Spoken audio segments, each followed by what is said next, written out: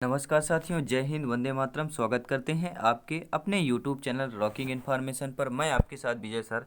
यहाँ पर बात करने वाले हैं बाल विकास के महत्व 30 प्रश्न बात करेंगे, कठिन 30 प्रश्न डिस्कस करेंगे। इसके पहले 4 पार्ट आपको मिल जाएंगे, ठीक है। 30 क्वेश्चन लेके आते हैं मॉडल पेपर आपके लिए, बाल विकास का, मैथ्स का भी, EVS का भी लेके आते हैं। तो चैनल में जाइए, प्लेलिस्ट सभी को आपको मिल जाएंगी। ये आपका 5वां पार्ट है। चलिए स्टार्ट करते हैं। पहला क्वेश्चन यहाँ पे सभी गोल्डन वीडियो होगा क्योंकि सभी इंपॉर्टेंट रहते हैं। करंट अफेयर्स अपडेट क्वेश्चन सभी रहते हैं, नए सिलेबस के अकॉर्डिंग आपके सारे सभी क्वेश्चन रहेंगे। क्वेश्चन देखिएगा आप, पहला क्वेश्चन यहाँ पे आपके स्क्रीन के सामने है। उत्तर सहित व्याख्या सहित लेकर आते हैं कि सीखने की प्रक्रिया में विद्यार्थी द्वारा की गई त्रुटियों के संबंध में आपकी दृष्टि से निम्नलिखित में से कौन सा कथन सर्वोत्तम होगा। देखिए यहाँ पे बात की गई है कि सीखने की प्रक्रिया में विद्यार्थी द्वारा जो की गई त्रुटियां होती हैं उसके संबंध में आपके 10 से निम्नलिखित में से कौन सा कथन सर्वोत्तम होगा। तो यहाँ पर जो है त्रुटियां जो है अधिगम प्रक्रिया का भाग हैं, यानी कि पढ़ना, अधिगम यानी लर्निंग।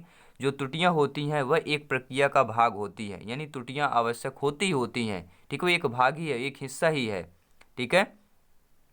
तो इसका राइट आंसर ये होगा। क्यों होता है, देखिए हम व्याख्या सहित लेकर आते हैं। इससे रिलेटेड अगर और क्वेश्चन एग्जाम में आ जाएं तो भी आपको यहाँ पे सिलेक्शन पक्का होगा, क्योंकि इससे रिलेटेड क्वेश्चन भी आप सॉल्व कर सकते हैं। कैसे, व्याख्या देखते हैं कि सीखने के दौरान होने वाली त्रुटियां सीखने की प्रक्रिया का अभिन्न अंग है, जो तय करती हैं कि बालक सनय सनय सीख रहा है। सनय सनय यानी कि धीरे धीरे, ठीक है, सीख रहा है, ठीक है। अगला प्रश्न देखेंगे।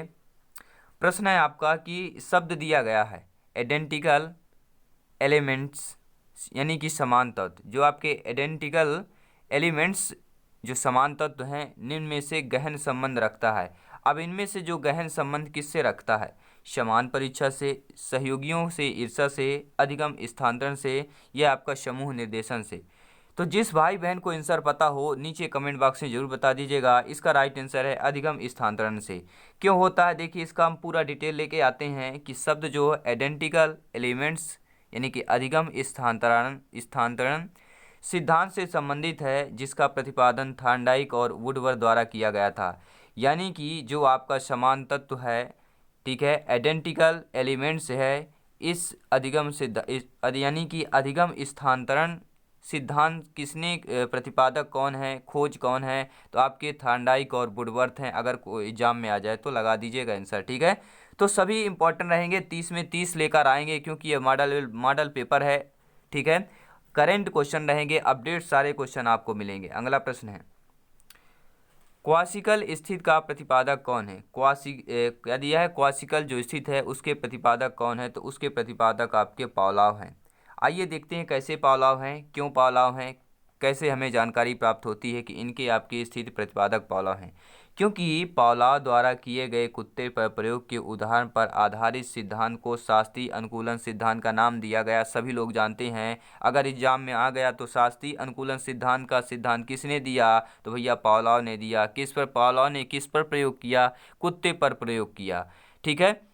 पावलोव को क्या है, लार ग्रंथि पर जो उनको नोबेल मिला था, ठीक है, वो लार ग्रंथि पर मिला था, पावलोव को मिला था, ठीक है। इस सिद्धांत के स्वरूप के आधार पर इसे अनुक्रियात्मक सिद्धांत का भी नाम दिया गया, जिसे आप क्लासिकल स्थित कहते हैं। क्लासिकल स्थित यानी कि कौन है आपका, शास्त्रीय अनुकूलन, ठीक है। अगला प्रश्न देख लेते हैं। चलिए नेक्स्ट क्वेश्चन है, स्मृति का एबिंगहास के साथ सही संबंध है जो बुद्धि परीक्षण है। जो स्मृति का एबिंगहास के साथ सही संबंध है जो बुद्धि परीक्षण है आपका, ठीक है। तो इसका कौन है, बीने से है। क्यों है, क्योंकि यहाँ पर हम देखेंगे कि स्मृति एवं विस्मरण के क्षेत्र में एबिंगहास ने महत्वपूर्ण योगदान दिया है। उसी तरह बिने ने बुद्धि मापने के क्षेत्र में महत्वपूर्ण योगदान दिया है। यानी कि जिस तरह आपका स्मृति और विस्मरण में के क्षेत्र में एबिंगहास ने महत्वपूर्ण योगदान दिया है, तो उसी तरह आपका बिने ने बुद्धि मापनी के क्षेत्र में महत्वपूर्ण योगदान दिया है, ठीक है। अगला प्रश्न देखेंगे। हर प्रश्न इंपॉर्टेंट रहेगा, हर भाई बहन के लिए इंपॉर्टेंट रहेगा, हर शिक्षक भर्ती के लिए इंपॉर्टेंट रहने वाला है ये आपका मॉडल पेपर। महत्वपूर्ण 30 प्रश्न क्वेश्चन देखेंगे। निम्न सिद्धांतों में से बच्चे के बौद्धिक विकास के 4 चरणों संवेदी चालक, पूर्व परिचालन, सुदृढ़ परिचालन एवं औपचारिक परिचालन को चिन्हित करता है, ठीक है। बच्चे के बौद्धिक विकास की जो 4 चरण हैं, कौन निम्न में से कोई सिद्धांत का आपका चिन्हित करता है?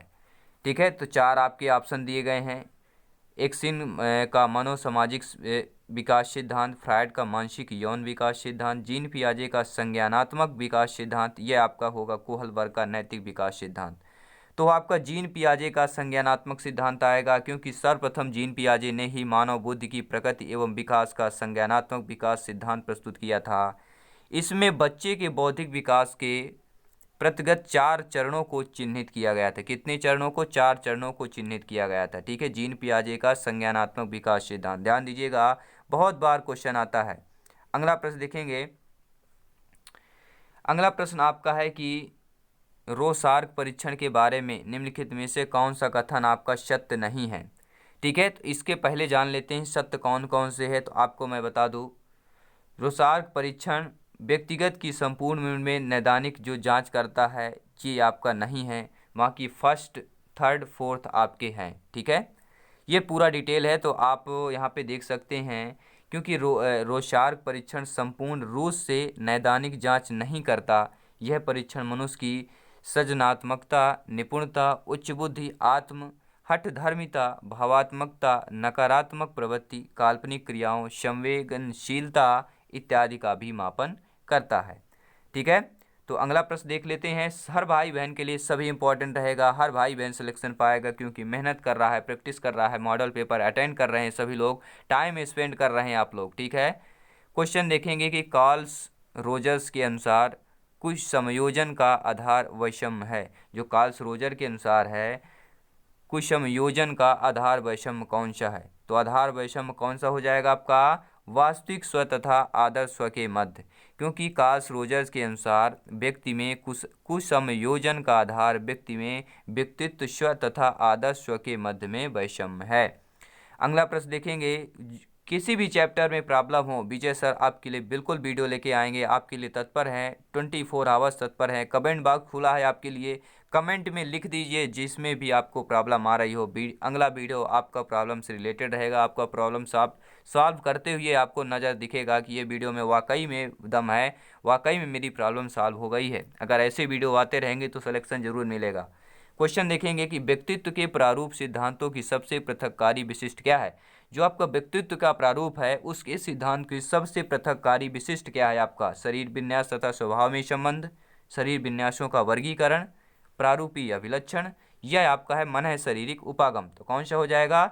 शरीर विन्यास तथा स्वभाव में संबंध। क्योंकि व्यक्तित्व के प्रारूप सिद्धांतों को सबसे पृथककारी विशिष्ट यह है कि यह शरीर विन्यास तथा स्वभाव के संबंध में व्याख्या करता है। ठीक है, अगला प्रश्न देखेंगे। ये देखिए, अब तो ओपन हो गया आंसर, तो इसको दिखाई देते हैं कि बुद्धि का पदानुक्रमिक सिद्धांत का प्रतिपादन किसने किया? बात किसकी की जा रही है? बुद्धि की।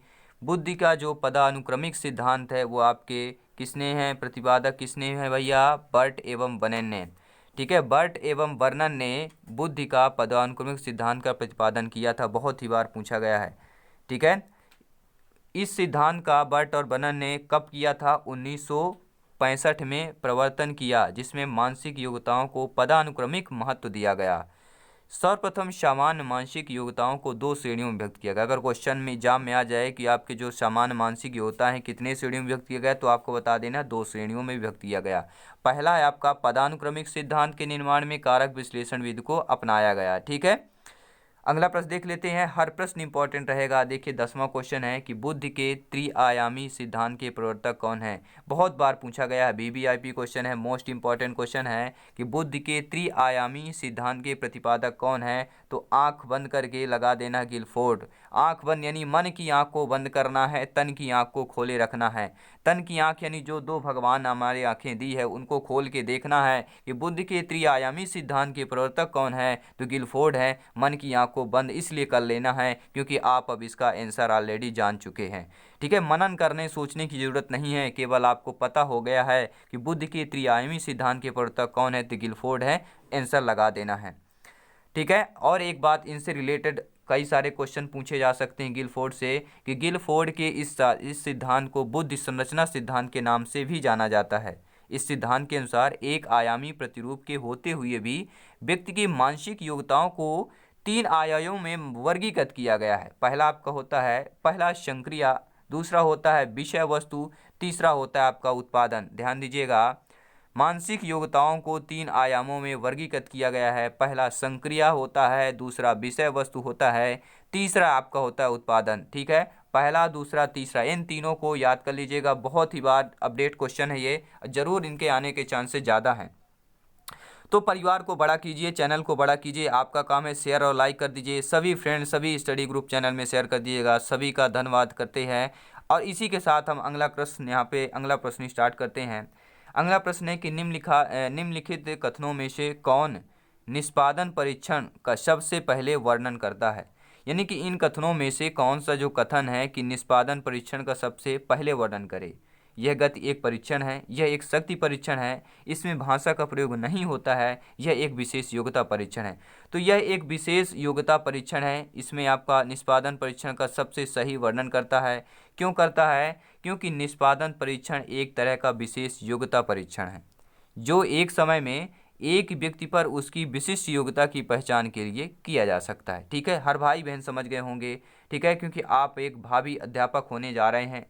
ठीक है, अगला प्रश्न देखेंगे। एक अभिभावक आपसे विद्यालय में मिलने के लिए कभी नहीं आता। ठीक है, तो आप करेंगे क्या? अगर आप शिक्षक के रूप में, आपके बच्चे ऐसे हैं, कुछ अभिभावक होते हैं जो आपके विद्यालय में अपने बच्चे से या कुछ भी विद्यालय जाते ही नहीं है, यानी कि अभिभावक आपसे विद्यालय मिलने या शिक्षक से मिलने नहीं जा रहे हैं, कभी नहीं आते हैं, तो आप क्या करेंगे? बच्चे की अपेक्षा करेंगे, अभिभावक को लिखेंगे, आप स्वयं उनसे मिलने जाएंगे या बच्चे को दंड देना शुरू कर देंगे? तो आप क्या करेंगे? स्वयं उनसे मिलने जाएंगे। ठीक है, क्योंकि देखिए मैं बता दूं समायोजन की विधियां क्या हैं। समायोजन की विधियां आपकी दोनों होती है। कौन सी होती है? कुंठा से होती है और संघर्ष से भी होती है। ठीक है, अगला प्रश्न है कि निम्नलिखित में से पुनर्बलन का उदाहरण है। पुनर्बलन का मतलब क्या होता है भैया? पुनः बलन। ठीक है, इसमें कौन सा उदाहरण है पुनर्बलन का? तो इसका राइट आंसर क्या देख लेंगे? सुनील तुमने सही कहा। सुनील तुमने सही कहा। पुनर्बलन मतलब जो सुनील ने जो पहले कहा था। ठीक है, अगर आप ये इस क्वेश्चन का आंसर दे देते हैं, ठीक है, एग्जाम्पल के तौर पर अगर मैंने कोई क्वेश्चन करता हूँ और उस देखिए पहले क्वेश्चन है इस पर कि मैं क्वेश्चन कर दिया कि समायोजन की विधियां हैं, तो किसी में से आप में से एक का आंसर आ गया कि सर दोनों होंगे, कुंठा से संघर्ष से, तो मेरा रिप्लाई क्या होगा? वाकई में आपने सही बोला। तो ये क्या हो जाएगा? पुनर्बलन हो जाएगा। यानी जो बोला था आपने फिर उसके बाद हम बोलेंगे तो आपका बोला हुआ पुनर्बलन हो जाएगा। ठीक है, तो समझ गए होंगे, तो लाइक और शेयर कर दीजिएगा। अगला प्रश्न देखते हैं। ठीक है, देखिए पुनर्बलन अथवा जो सुदृढ़ीकरण ऑपरेंट कंडीशंस अथवा व्यवहार विश्लेषण में प्रयुक्त शब्द है। इस प्रक्रिया द्वारा जो अपेक्षित व्यवहार का विकास किया जाता है, ठीक है, जो अपेक्षित व्यवहार का विकास किया जाता है वही आपका पुनर्बलन होता है, यानी सकारात्मक पुनर्बलन निर्दिष्ट होगा। ठीक है, अगला प्रश्न देख लेते हैं। अधिगम प्रक्रिया में किसकी भूमिका सर्वोपरि होती है? जो आपकी अधिगम की प्रक्रिया होती है उसमें जो भूमिका किसकी सर्वोपरि होती है? शिक्षण विधि की, शिक्षक की, छात्रों के ज्ञान की या शिक्षण की सामग्री की? अधिगम प्रक्रिया में किसकी भूमिका सर्वोपरि होती है? अगर आपको पता हो तो नीचे कमेंट बॉक्स में जरूर बता दिएगा। हर भाई बहन यहाँ पे कमेंट करेंगे, इसका राइट आंसर शिक्षक की हो जाएगा। क्योंकि अधिगम की प्रक्रिया में अभिप्रेरणा उपायों का प्रयोग वांछनीय, तथापि अधिगम प्रक्रिया में अध्यापक की भूमिका सर्वोपरि है।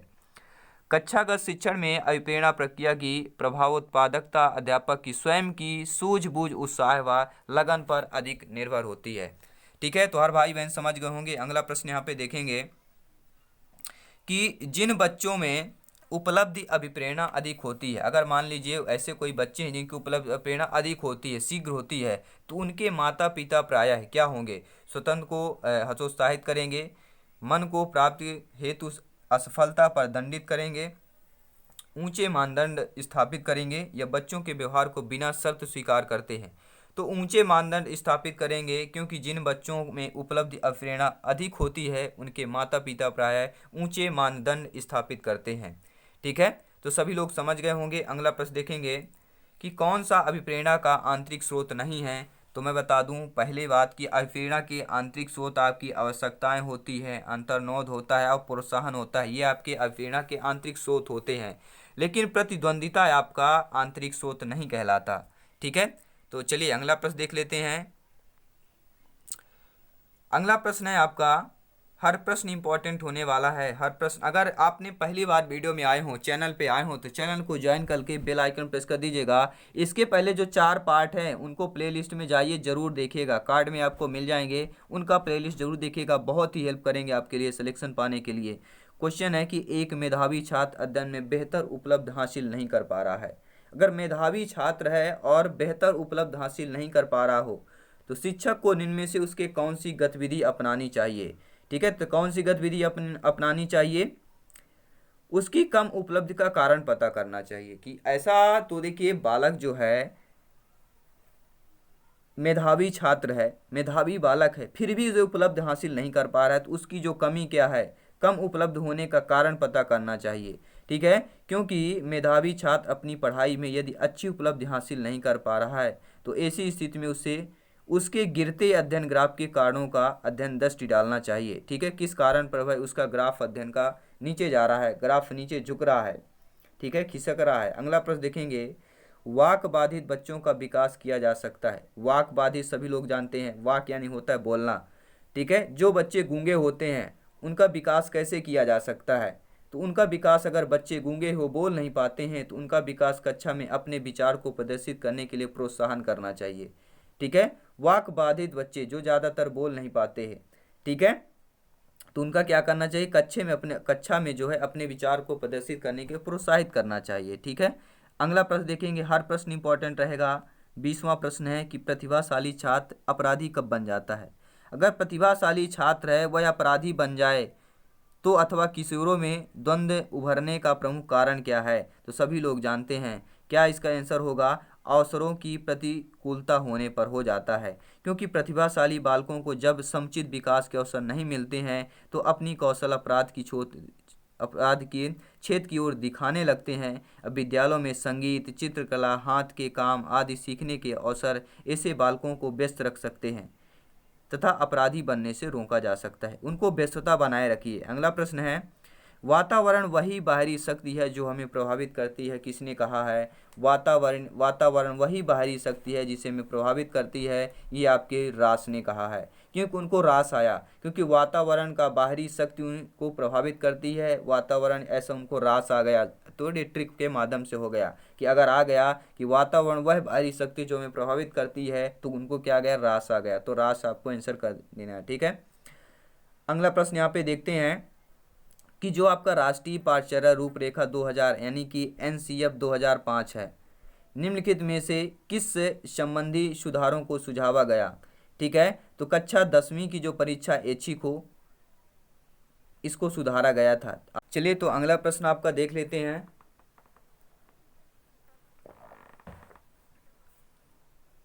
राष्ट्रीय पाठचर्या की रूपरेखा 2005 के आधारभूत सिद्धांतों में निम्नलिखित में से कौन सा भाग आपका सम्मिलित नहीं है।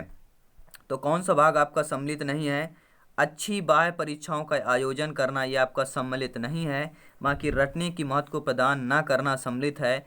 पुस्तकों में इतर ज्ञान प्राप्त होना भी सम्मिलित है और ज्ञान को वास्तविक जीवन से जोड़ो जाना प्रवृत्ति, इन्हें रटने की प्रवृत्ति नहीं करना चाहिए। ठीक है, ये आपका राष्ट्रीय पाठचर्या रूपरेखा यानी कि NCF 2005 के आधारभूत सिद्धांतों में, ठीक है, सम्मिलित है। इसमें से कौन सा सम्मिलित नहीं है, अच्छी बाह्य परीक्षाओं का आयोजन करना। ठीक है, तो अगला प्रश्न देख लेते हैं। सभी प्रश्न इंपॉर्टेंट रहेंगे, हर भाई बहन के लिए इंपॉर्टेंट रहेगा। हर भाई बहन यहाँ पे सिलेक्शन पाएगा क्योंकि मेहनत कर रहा है, सिलेक्शन पाएगा क्योंकि मेहनत कर रहा है, प्रैक्टिस कर रहा है, क्योंकि सफलता का मूल मंत्र ही है अभ्यास करना, प्रैक्टिस करना। सभी क्वेश्चन आपके एग्जाम ओरिएंटेड रहेंगे, सभी प्रश्न अपडेट क्वेश्चंस रहेंगे, करंट क्वेश्चंस रहेंगे, नए सिलेबस के आधार पर रहेंगे। क्वेश्चन देखेंगे, मूल्यांकन की विशेषता है। मूल्यांकन अगर है तो उसकी क्या विशेषता है, सभी लोग जानते हैं मूल्यांकन से प्रश्न जरूर आता है 1 नंबर का।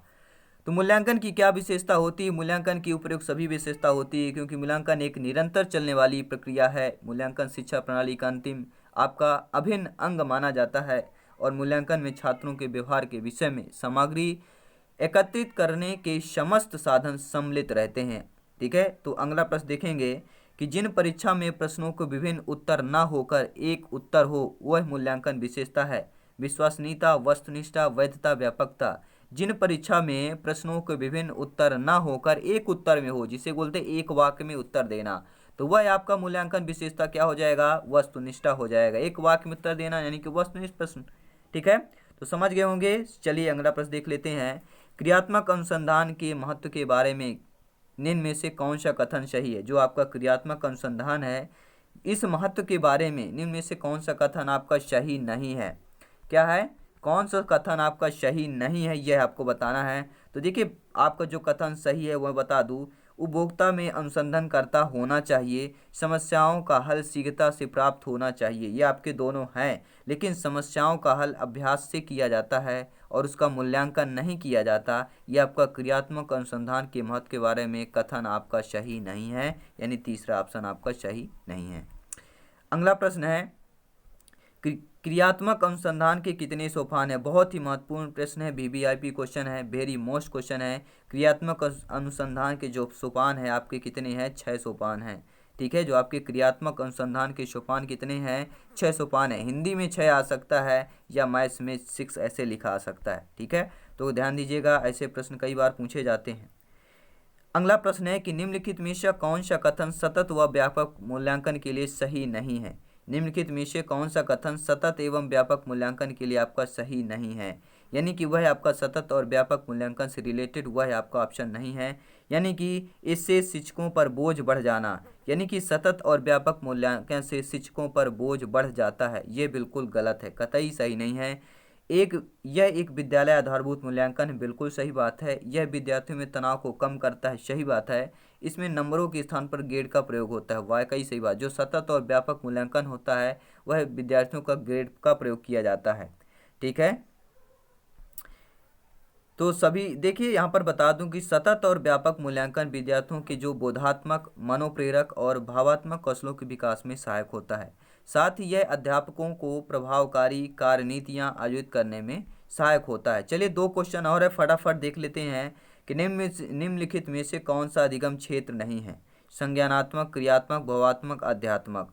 देखिए, संज्ञानात्मक, क्रियात्मक, भावात्मक, आध्यात्मक 4 ऑप्शन दिए हैं। अगर आपको पता हो तो नीचे कमेंट बॉक्स में जरूर बता दीजिएगा कि निम्नलिखित में से कौन सा अधिगम क्षेत्र नहीं है। तो चलिए इसका आंसर जान लेते हैं। जो आध्यात्मिक है आपका वह अधिगम क्षेत्र नहीं है, बाकी संज्ञानात्मक, क्रियात्मक, भावात्मक ये आपके अधिगम क्षेत्र माने जाते हैं, अधिगम के क्षेत्र हैं, लेकिन आपका आध्यात्मक नहीं है। ठीक है, क्योंकि अभ्यास या अनुभव से व्यवहार में धरण योग्य परिवर्तन को ही अधिगम कहा जाता है। किसको अधिगम कहा जाता है, अभ्यास या अनुभव से व्यवहार में धरण योग्य परिवर्तन। ठीक है, चलिए लास्ट क्वेश्चन देख लेते हैं इस वीडियो का। अगला पार्ट जरूर आएगा, अगला पार्ट देखने के लिए बेल आइकन प्रेस कर दीजिएगा, फटाफट चैनल को ज्वाइन कर लीजिएगा। ठीक है, और क्वेश्चन देखते हैं इसका कि शिक्षा का अधिकार अधिनियम 2009 के क्रियान्वयन के बाद कक्षा कक्ष, अगर शिक्षा का अधिकार अधिनियम 2009 है, क्रियान्वयन के बाद जो कक्षा कक्ष में क्या होता है, आयु के अनुसार अधिक समझाती होते हैं। आयु के अनुसार क्या होता है, समझाती होते हैं, समान होते हैं। ठीक है, आयु के अनुसार अगर बच्चा 9वीं में पढ़ रहा है तो समान जात के कहलाएंगे, क्योंकि वहाँ पे क्या क्या बोला जाता है, कक्षा 6 के विद्यार्थी हैं, सभी समान। ये नहीं बोला जाता ये ब्राह्मण है, ये क्षत्रिय है, ये वैश्य है, ये कुशवाहा है, ये जायसवाल है, ये ब्राह्मण है, ये त्रिपाठी है, ये पांडे है, ऐसा कुछ नहीं बोला जाता। केवल वहाँ पे छात्र बोले जाते हैं, छात्र और छात्राएं। तो क्या होता है वहाँ पे, शिक्षा का अधिकार यही है अधिनियम 2000 क्रियान्वयन के बाद। क्रियान्वयन जब 2009 में किया गया था तो क्या किया गया भैया कि आयु के अनुसार अधिक जो है क्या है, समझाती हैं, क्योंकि सभी के आयु लगभग समान है। ठीक है, तो ये कैसे महत्वपूर्ण 30 प्रश्न रहे हो कमेंट बॉक्स में जरूर बताइएगा। और इसी तरह के महत्वपूर्ण प्रश्न पाने के लिए चैनल को ज्वाइन कीजिए, बेल आइकन प्रेस कर लीजिएगा। मिलते हैं नेक्स्ट वीडियो में, तब तक के लिए जय हिंद, वंदे मातरम। सभी के लिए, सभी के दिल में प्यार और स्नेह भरपूर मिलता रहेगा। वाकई में आप लोग बहुत ज़्यादा शेयर कर रहे हैं। ठीक है, इसी तरह परिवार को बड़ा कीजिए, यूट्यूब चैनल को बड़ा कीजिए, आपका प्रेम और स्नेह मिलता रहेगा। धन्यवाद सभी साथियों को। नेक्स्ट वीडियो में मिलते हैं और अच्छे गोल्डन वीडियो लाकर डालते रहेंगे। ठीक है, धन्यवाद। मेहनत करिए, प्रिपरेशन करिए और सिलेक्शन जरूर पाइए। रॉकिंग इन्फॉर्मेशन चैनल का नाम बनाइए। ठीक है, धन्यवाद साथियों।